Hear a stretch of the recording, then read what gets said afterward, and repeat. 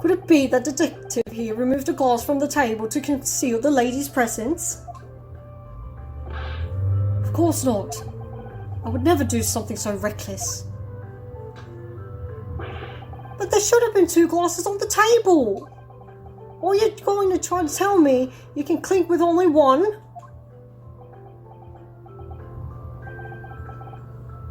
You're quite right. I certainly took 2 glasses to the table. How dubious.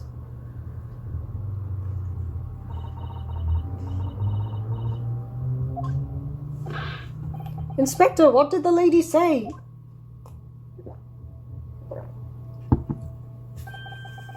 It would seem that it was Miss Brett who took the glass from the table. Why?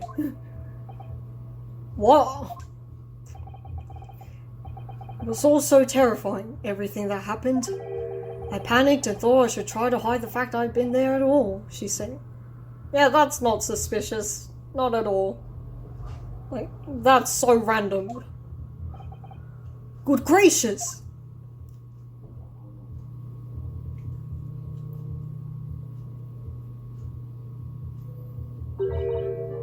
Sorry.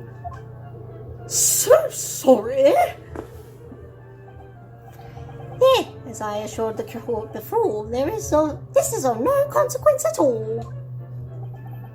Oh, please. We must remember that this student had just murdered this lady's luncheon companion before our very eyes. Who could blame her for concealing a glass or 2 in a state of disarray? That's absurd. Oh, really? So do we take it that you are now going to accuse this vulnerable, young and beautiful woman of mischief? Pretty people can be toxic too, but alright. I don't know. This can't be put down to mischief. I'd like to know exactly how the lady took the glass from the scene.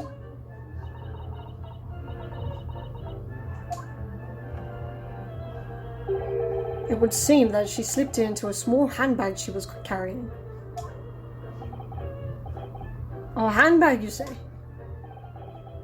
Yes, Your Excellency. A small handheld pouch commonly carried by well-to-do women in England. So the beautiful lady has graciously explained how and why she removed the glass from the scene now. However, the fact remains that this glass has absolutely no bearing on the case.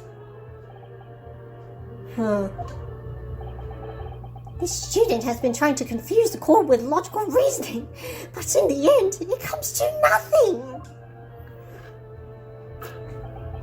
No more pretentious accusations. You have wasted enough time already.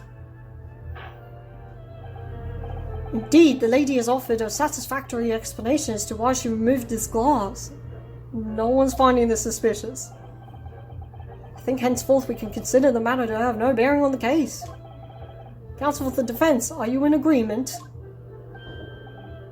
Well, I don't know really. If you want to pursue this matter further, you're going to need to show it that it has some deeper significance. Yes, you're right. So she took the glass away in her handbag. If there's a deeper significance there, there's... The handbag! You didn't think she could,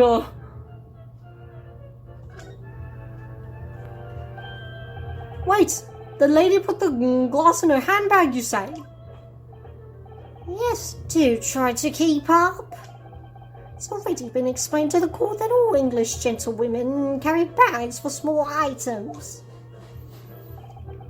Let me see. A little while ago, Miss Brett stated the following. There are no pockets in my outfit. I have nowhere to hide a gun.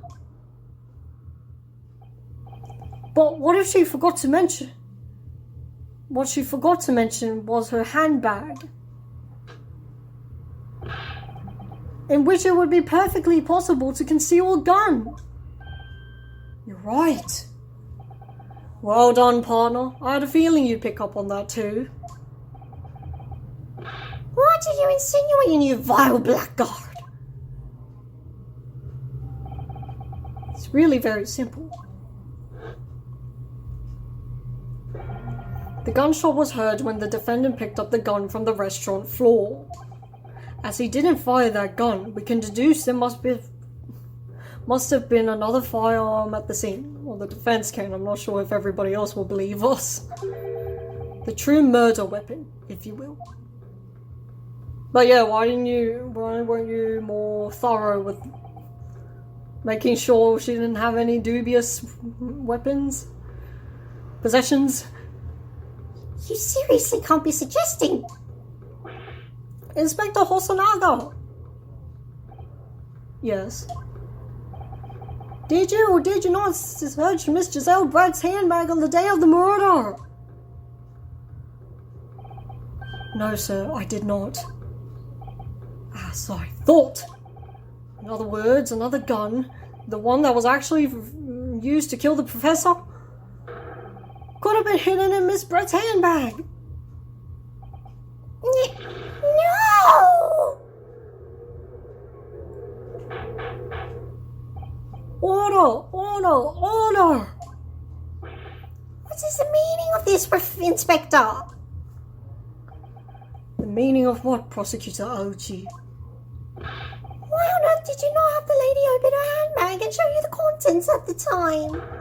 Thanks to your bungling incompetence, now she has to endure these uncomfortable accusations. Brilliant work, partner! Now we have a chance to expose the real woman behind the mask. Do you think so, Cosima?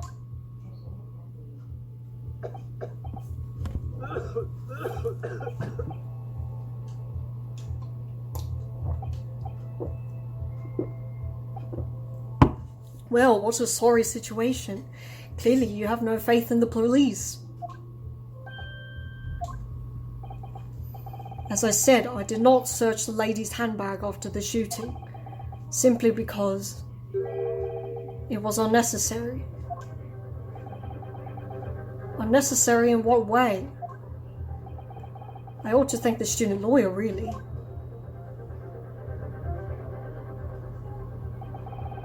I have a piece of evidence here that I had completely forgotten about.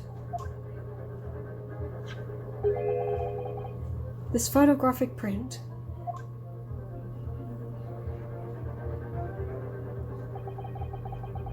This print is of a photograph that I thought would be prudent to take immediately after the shooting. As you can see, it clearly shows Miss Brett's handbag. Well, I never! You can see right through to what's inside. Very convenient. That's right. Apparently, meshwork bags like this are the height of fashion in London at the moment. So the contents are clearly visible. Exactly. So there was no need to search the lady's handbag. If there had been a gun inside, it would have been immediately obvious. As you can see, there's nothing to imply Miss Brett's guilty.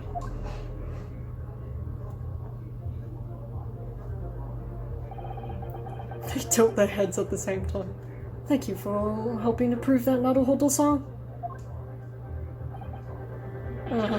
Ah!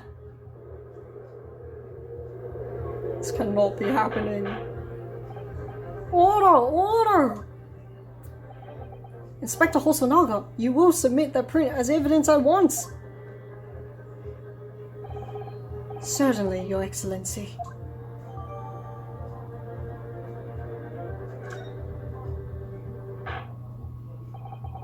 I think you've had long enough to cross-examine the witness, counsel. The court has now been shown considerable evidence. The photographic print just submitted into the court record appears to have no further significance. I am satisfied that there is no longer any room for doubt in this matter, and I must make my ruling. It's gotta be something else. Yep, my badge! No,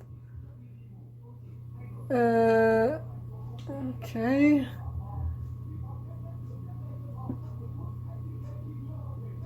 Bullet did not pass through the body. Curiouser and curiouser. I mean, I still want to know what's the deal with this chair, but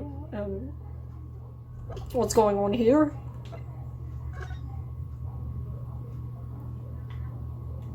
What was the point?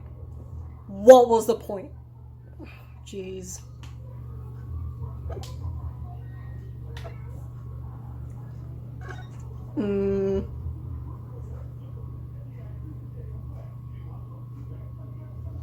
Seriously, it looks like the scene's been manipulated. It's very questionable.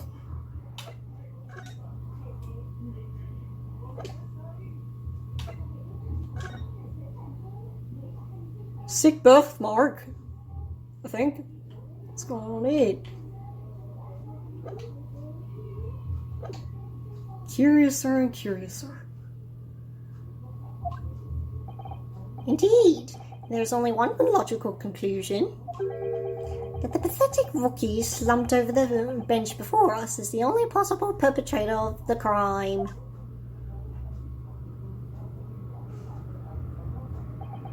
No. Just when I thought I was beginning to turn things around. I'm in a worse situation than I was at the start. No, the headband died! No, dude, no. Cosmo? What did you do? Sorry, Yunosuke. Well, now that the cross-examination of the witness is over, there's no way to force the trial to continue. What? You mean this is it?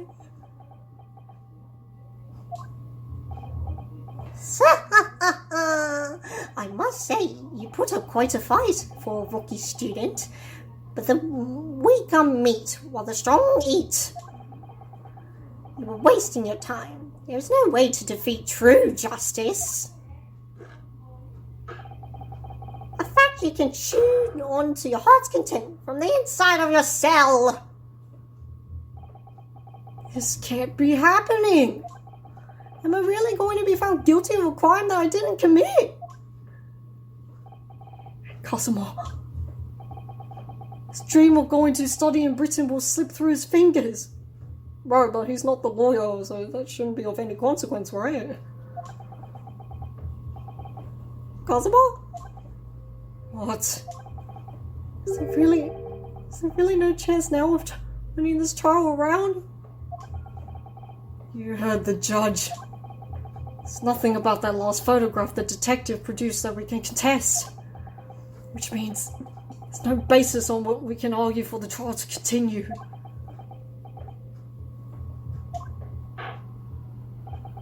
Very well, I will now proceed immediately to the ruling.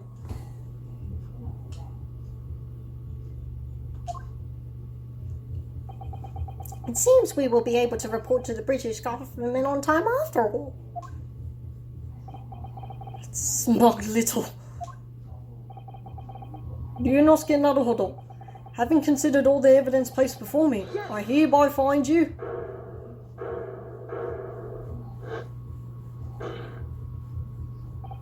Wait! Your Excellency! Ryunosuke? I don't think you can rule on this case yet. This amateurishness is getting tedious. When His Excellency deems that the trial is over, he gives his ruling. That is the most basic protocol of the courtroom. Okay, but Your Excellency, just a moment ago you said this. As the photographic print just submitted appears to have no further significance, there is no longer any room for doubt in this matter, and I must make my ruling. Now that means if there was a problem with the evidence, some significant detail I mean, then ruling on the case at this time will be out of the question. This is blatant straw clutching. Look at this photographic print. All it shows is the handbag the gentlewoman was carrying on the day in question.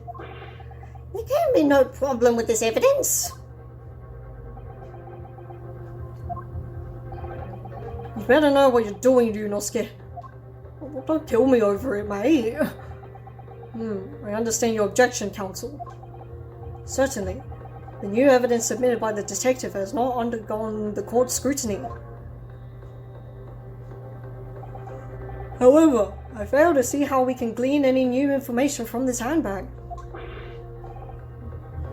My thoughts exactly. Really, the prosecution is becoming tired of this rookie's desperate wheezes. Yes, I am desperate, but this isn't a wheeze. Something about this photograph which just doesn't seem right. If only I could put my finger on it.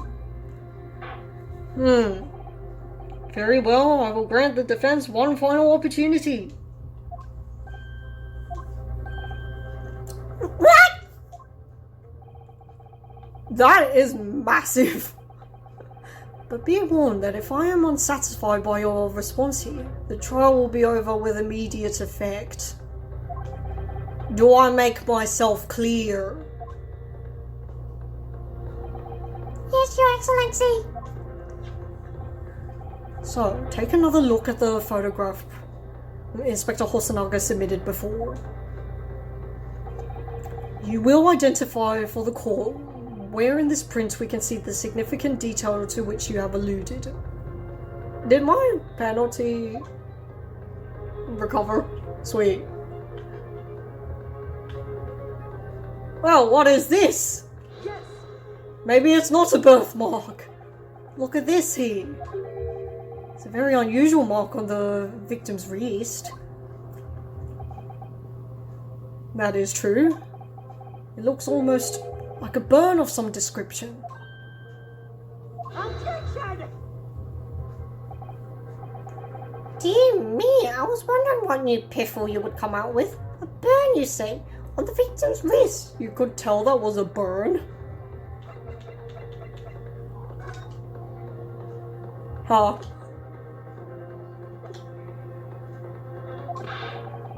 It's a very specific shape. Clearly that has nothing whatsoever to do with the magnificent lady's handbag. Maybe not the handbag, but... Well, she does not look too happy. Yes, that is a burn mark, you're right. Go on, Inspector.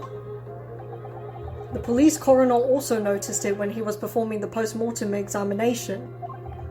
It was deemed unrelated to the cause of death, so he didn't note it in his report. What did I tell you? In any case, we have no idea when the victim suffered this burn, do we? It's pretty discernible. And no possible way of knowing it either.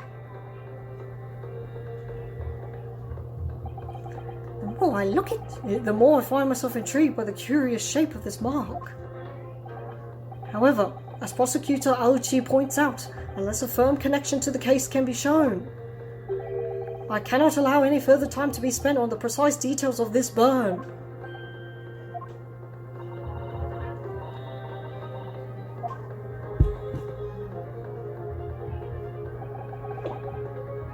Excuse me, Your Excellency. It would seem Miss Brett has a lunch appointment with the Dean and other university staff. She would like to know if she may be excused from the stand from now. Oh, of course, dear lady. We shan't hold you up any longer. Surely you have no authority over this. I'm quite sure His Excellency is about to give his final ruling anyway.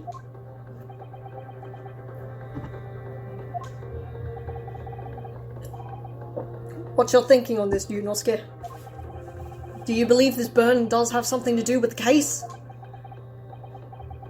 To be honest, I'm not really sure. But if I don't keep pushing, then it's all over. So I was thinking I should keep digging and digging, in the hope that I might uncover something useful.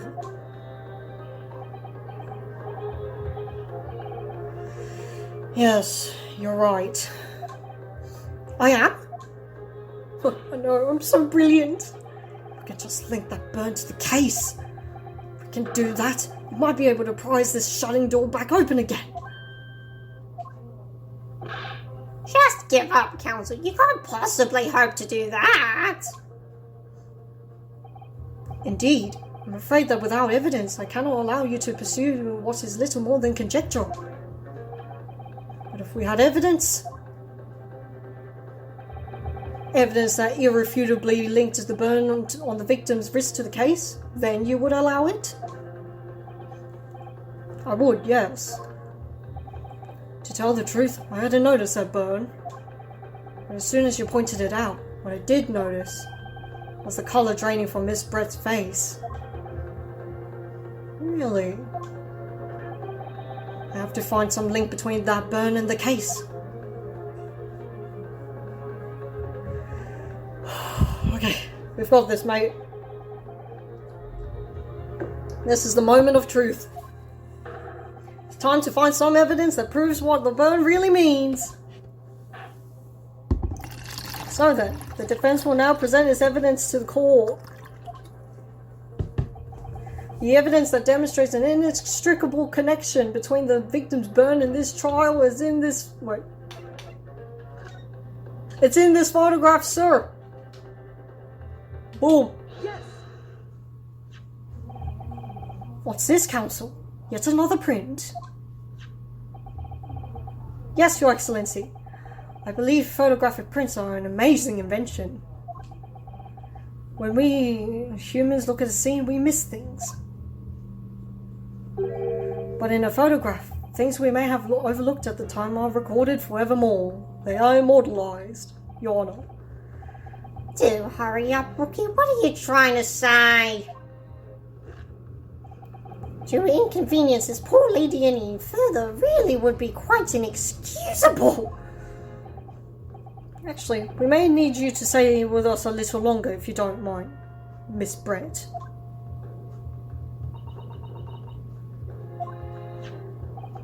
You see, it's very clearly visible in this other photograph. How did the victim come to have that unusually shaped mark on his wrist? The reason is recorded here forevermore. What? How?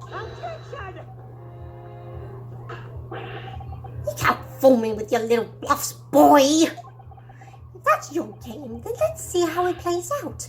Show the court exactly what you mean. What is it on this Photograph that explains the reason for the victim's burn. I don't know how precise I need to be, but yes. Look at this. The beefsteak? Actually, the point is the metal plate the steak was served on. The plate? Ah! Your Excellency, are you right? As you can see, there's an emblem on the plate. I would guess it's some sort of trademark of La Carnival. Ah. This emblem on the plate. And the victim's burn are exactly the same shape! Ah! Inosuke, you genius! I know! You're spot on. Which means the victim must have suffered this burn while he was present at the restaurant.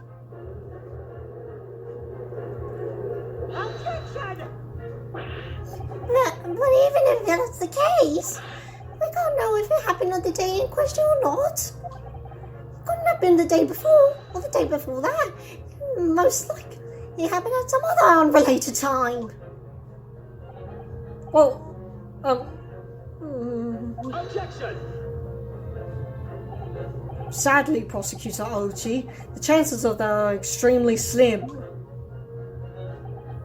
Thanks. Why? The outline of the burn is clearly discernible. Such a serious injury would have caused quite a commotion in the restaurant. Wouldn't you agree, Inspector Hosonaga? Can't imagine having missed such a terrible disaster, certainly.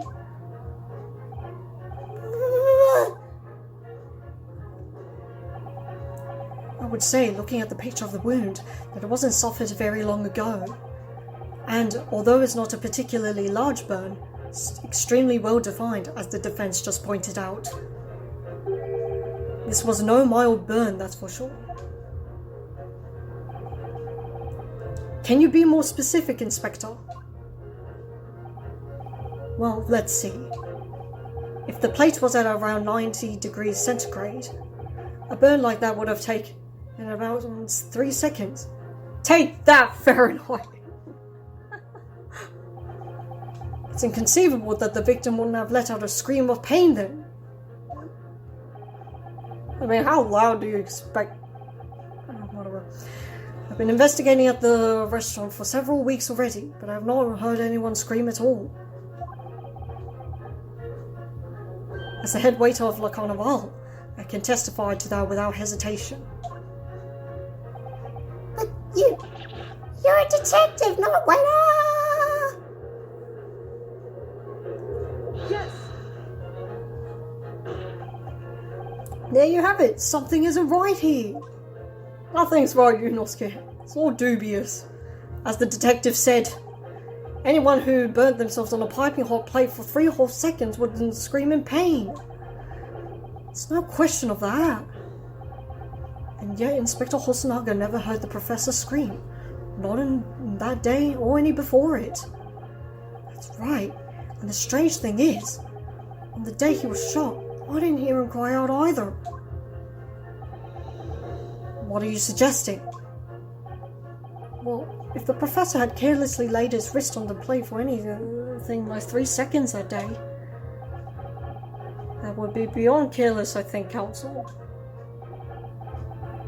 Then the rest of us in the restaurant, myself, the sergeant, and the old antiques dealer, finally someone who's not calling him old man, all of us would, without any question, have heard him scream. Wouldn't you agree, Prosecutor Aochi? Well, yes, I suppose so. So the question is, why didn't a single person hear Dr. Wilson scream? I almost don't believe it. Yunosuke, do you think... Can it really be true? I never dreamt we'd arrive at a conclusion like this, but I'm starting to think that maybe we've been led into a terrible trap. What trap? There's only one explanation I can think of to make sense of this apparent impossibility. On the day in question, when he suffered the burn to his wrist, Dr. Wilson was already deceased.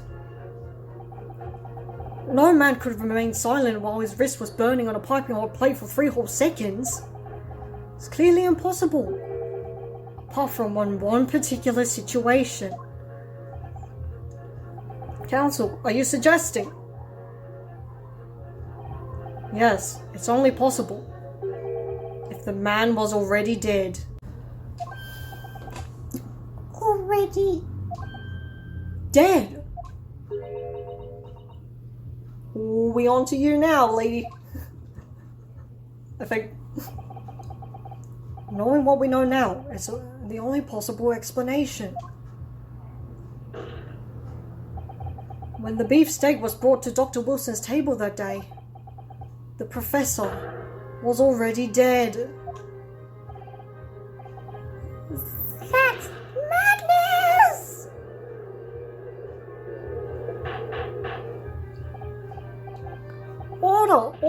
Order, please! Counsel, explain this absurd notion at once! The victim was killed by a gunshot, was he? I mean, the phrase shooting a dead horse exists, so who's to say? That's right, that's absolutely right, Your Excellency. This is just another ridiculous ploy by the rookie student. Clearly has no grasp of the facts. Objection! No, Prosecutor Halchi. It's you who has no grasp of the facts. I beg your pardon? As soon as it becomes apparent that the victim had suffered that burn while at the restaurant, this whole case was turned upside down. Or have you not grasped that yet?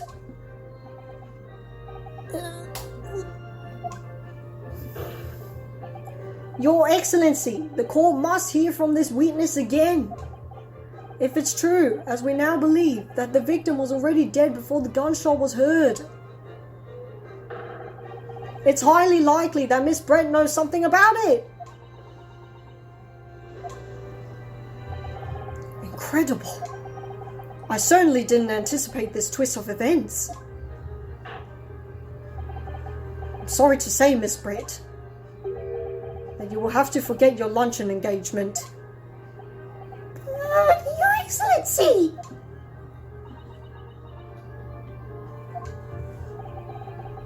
The justice system in our country may be in its infancy, but rest assured, all reasonable doubt must be dispelled before I am prepared to pass judgment. Thank you, Your Excellency.